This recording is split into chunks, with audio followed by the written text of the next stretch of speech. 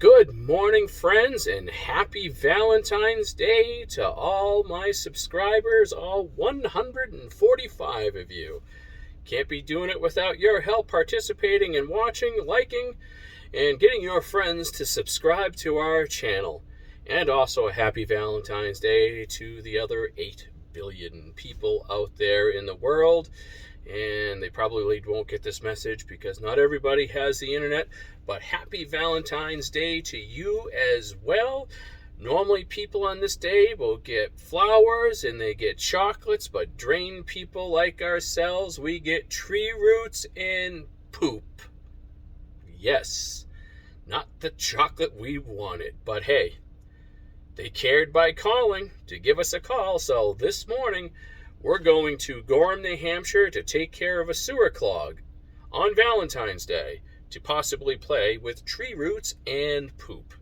So, hop on into the van. Let's go for a ride and hopefully we keep New Hampshire flowing. See you on the job. Hey everybody, this is Rod from Mount Washington Sewer and Drain Cleaning, and we're in Gorham, New Hampshire, and guess what? We got a house built in 1890 and we have a backflow preventer. So let's flip this around. We got the top off. Let me get out of the way of the light there. So backflow preventers, what they do is they originally were intended, they have a swing check inside of here. When the sewer backs up, it would close and not allow anything to back up into the house, like a city sewer clog or any other blockage. So what we have here is this is tied into and sharing in with another building. It's also right here on this PVC line right here is picking up an apartment for the second floor. The sanitary tee here on the side I don't like. And the gate valve is no longer inside functioning in here. So either that was taken out, rotted away, and hopefully it hasn't come apart and gone down inside the sewer. So the owner says the two buildings Y in together outside here somewhere. There's basically probably about a 6-foot gap between the two buildings where they tie in.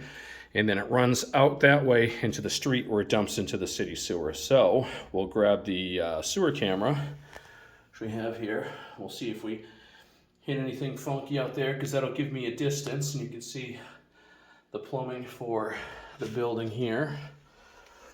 This almost looks like an old toilet flange, like this might have been raised up and they might have had a toilet on here at one time. It runs all the way back over there and then up, so there's a tremendous amount of pitch where that water has to come down, and it has to hit this 90 and it has to drop, and then it has to hit right here, basically this other 90 right here, and then it has to come across here, and then it has to hit the sanitary tee and then exit this way and then out to the Y in the street, hoping that there's enough water to help push down here any debris that catches up here, because sanitary tees on their sides are illegal by code. They're supposed to be with a Y and a 45, but this is what a lot of the old plumbers did. They figured they'd compensate with a 5-gallon or more flush toilet back in the day.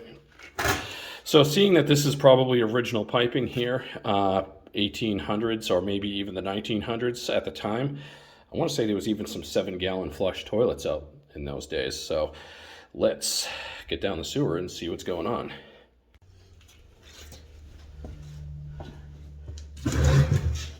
Alrighty, so we got our camera.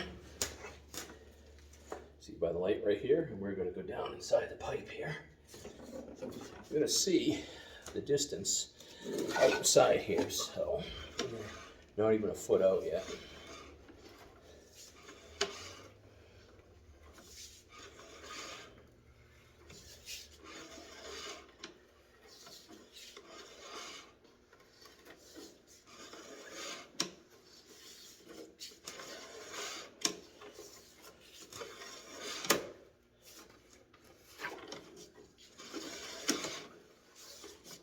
Yeah, my counter disappeared. Alright, so I'm hitting paper blockage probably about 10 feet out that way. There is a tree, I believe, on the corner of the building, so there could be some roots out inside there. So we're going to go grab our flex shaft. We're going to go down there and see if we can get this pipe running.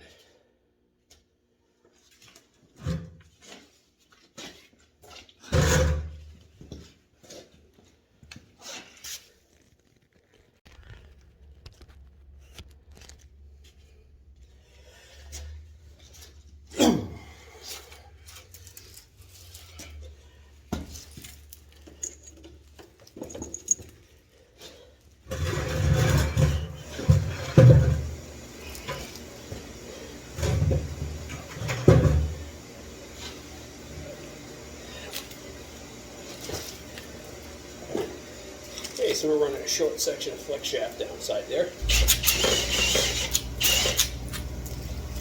Beat up some roots or something if they're down there. Let's go in there and see if she's a short clog or not.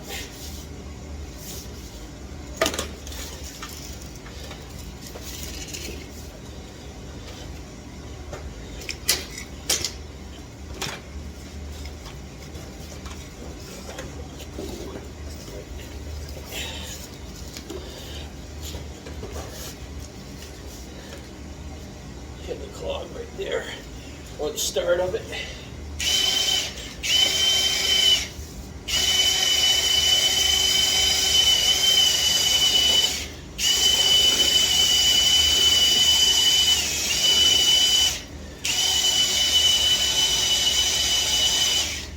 Looks like the water's going down already.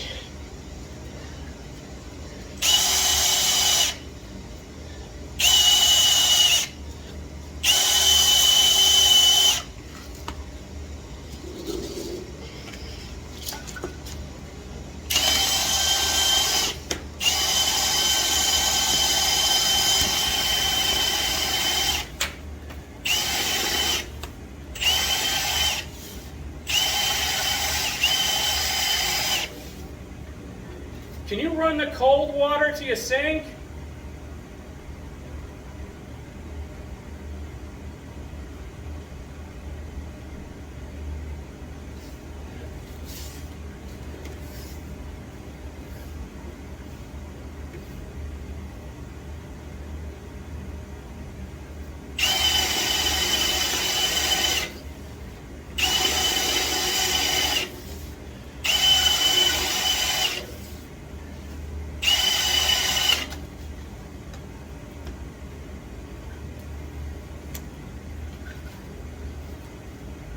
So that's running right there.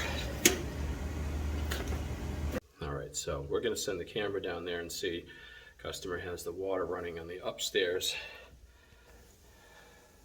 Flush everything from down there across this pipe and then out. I gotta go pick up a small flashlight, but water is running down through there. And we're going to send the camera down inside there. Take a look, see if we got any sags or tree roots or anything suspicious going outside, on top of everything being slowed down by all these piping issues here. All right, let's get ready to travel down that pipe. Same place, same location. Water is moving through there. I see a little bit of paper clog right there. What do we got down inside there? We got gloves on. Looks like some heavier toilet paper. So let's get down inside that pipe here. We're going down. We're going to follow the flex shaft down.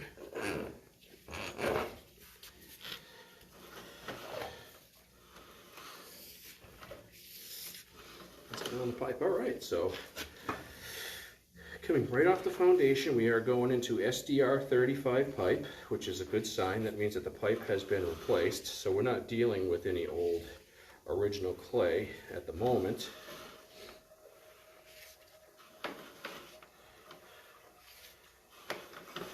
So let's get down inside there, underwater.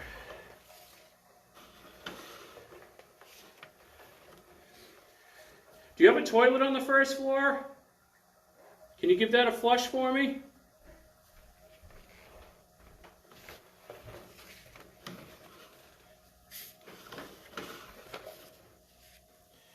Oh, Nope, we're going back into clay out here. I see some tree roots.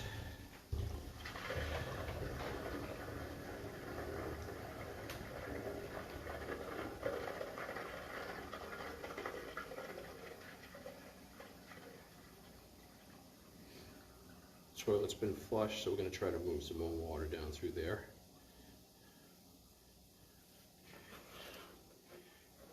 Oh, yeah, huh?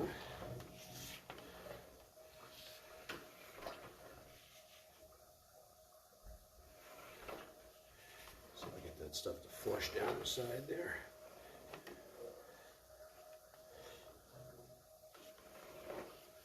So I see roots there, so let's go investigate a little bit further down inside that pipe.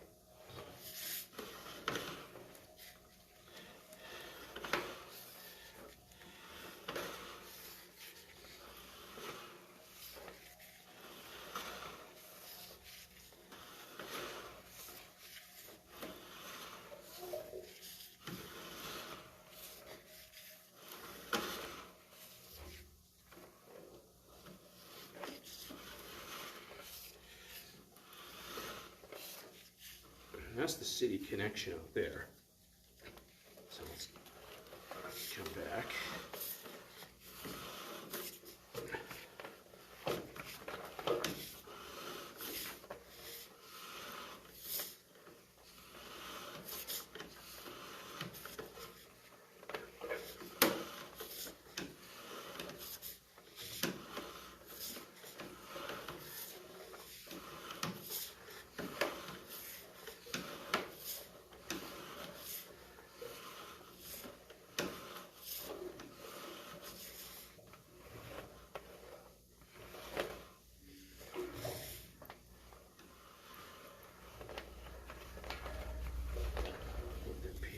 Down there. All right, so. Okay, can you shut that kitchen sink off for now? Thank you. So we're gonna run the flex shaft back up through there, and we're gonna clean that section up a little bit more.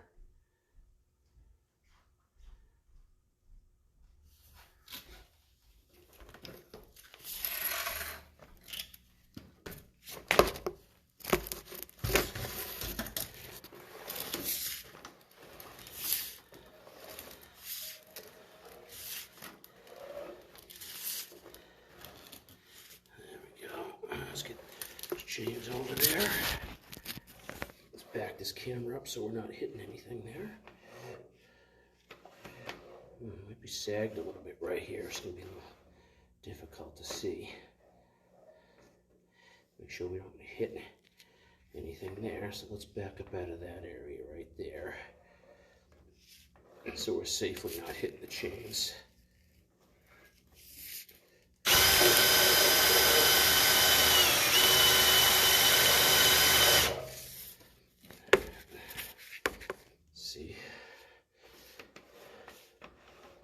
Difference down there at all? Yeah, she's cleaning up good. So we're just going to get right there, and then we're going to back this camera out of the way, and we're going to run that section there.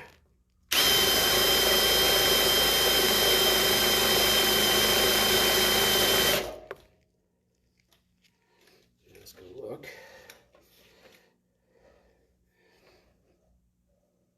Yeah, it's starting to look much better.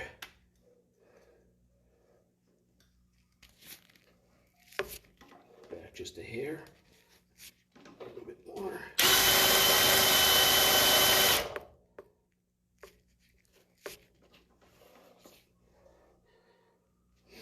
Yeah, those roots are coming down nicely there.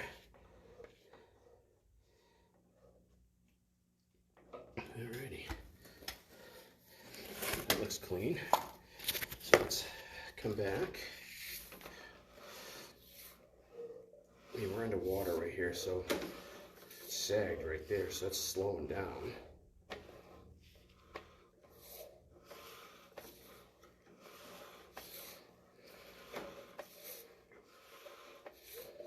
So it's SDR 35.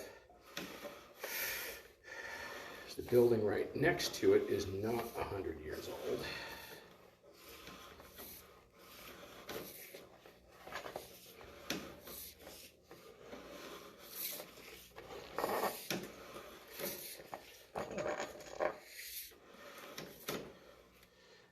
Just clean that lens off.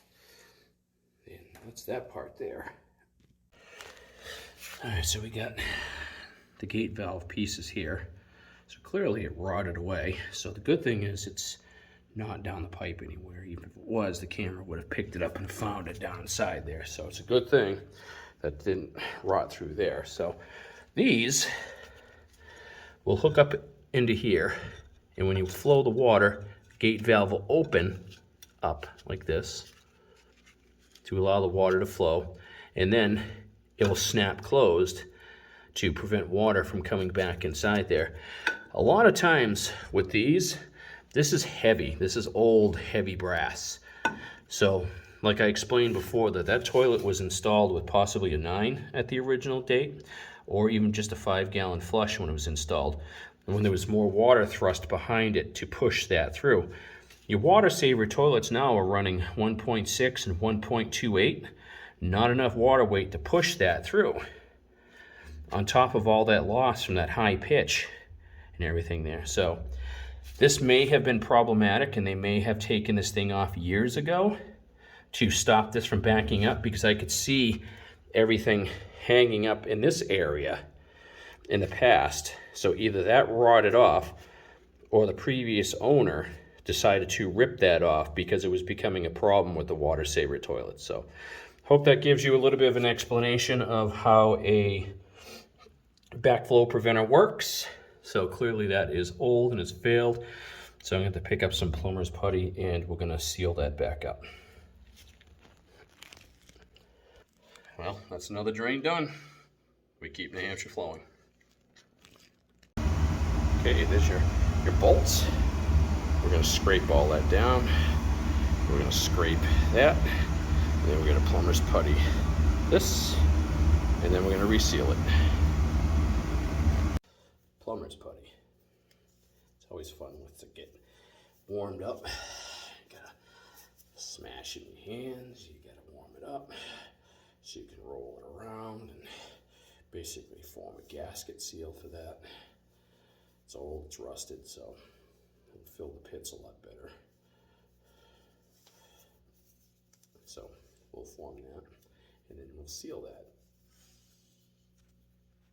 Okay, so we got our putty around the whole thing. And we're going to put it back top of there. We're going to tighten it down.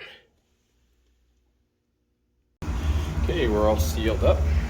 You know, I haven't seen a 3-screw bolt on in a long time. A lot of 4s, so how old this one is. An old 3-screw. Typically when you run these things, it's 9/16 or a 1/2-inch wrench, depending on what size the bolt are. Seems like 90% of them I do are a 9/16 wrench, and the other 10% are usually like a 1/2-inch. So I always keep a couple of those handy. Keep one in the basement all times in case you ever need to get access to it. You know, you could buy a cheapie or something, but it's all sealed. So I'll rub some of that off of that there, and then that's another sewer running. We keep New Hampshire flowing. So I hope you liked that episode of some kind of old school plumbing that's inside there. The pipe was inspected. We did find some cracking that was outside in the pipe. Old, but still functionable. That cracking may last for years, but we'll report that to the owner. So when we give them an inspection report, which is a video inspection that they can physically see the inside of the pipe, and then we'll have a record of the pipe if something changes in the future, if it clogs or if it's failed in that spot. You know, just by the footage you'll be able to know if it's failed. So looks like it's holding, but technically it is structurally failed because it's cracked. So we keep New Hampshire flowing, and off to the next call. All right, so we have that job done. We got the sewer running. That house was built in 1890s, according to the owner that was there. As you see, we got to run into an old backflow preventer. It was actually one of the 3-screw ones. I haven't seen one of those in a long time. Mostly I run into the 4-screw type that are on there, but we got that pipe opened up. A lot of pitch in that pipe, sanitary tee on that side on the way before it hooks into the backflow preventer and then heads out to the street. Some of that plumbing you'll see, just weird the way they did that. Too much pitch.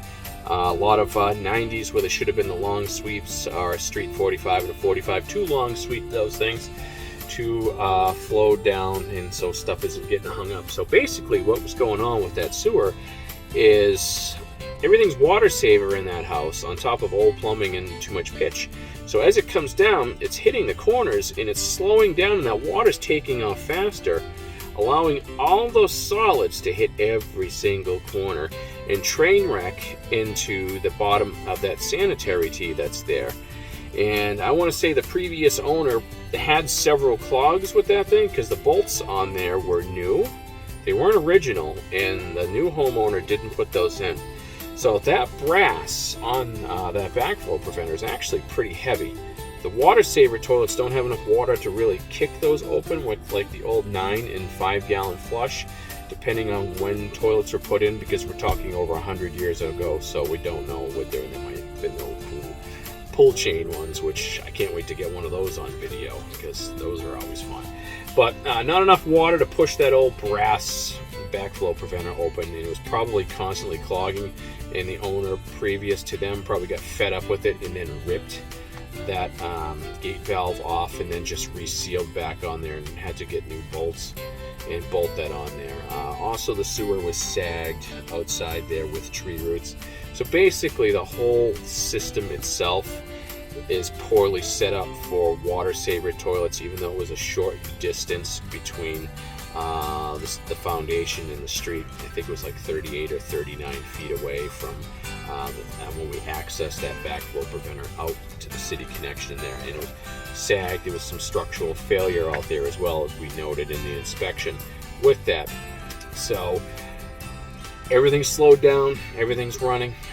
We talked to the homeowner to try to increase their volume by filling their tub halfway once a week, drain that water and just keep flushing the toilet along with it. Try to evacuate any solids that are down there. 2-ply toilet paper was being used. We advised them to go to a 1-ply toilet paper. Also, tampons are being flushed, and you really should throw those things in the trash can. A lot of old plumbing, not enough water sufficient to flush out the systems. People will spend a ton of money remodeling, but always those sewer pipes remain, and they're not designed really for the water saver toilets, and they will cause problems. On top of, if the plumbing was even installed properly a long time ago, even though if it's old, doesn't mean it was done right. So give us a call down here. We're Mount Washington Sewer and Drain Cleaning. We keep New Hampshire flowing. Happy Valentine's Day to every single one of you guys out there. Like and subscribe our channel. We appreciate everybody who watches, anybody who comments, joins, anything. But we keep New Hampshire flowing, and we'll see you in the next video.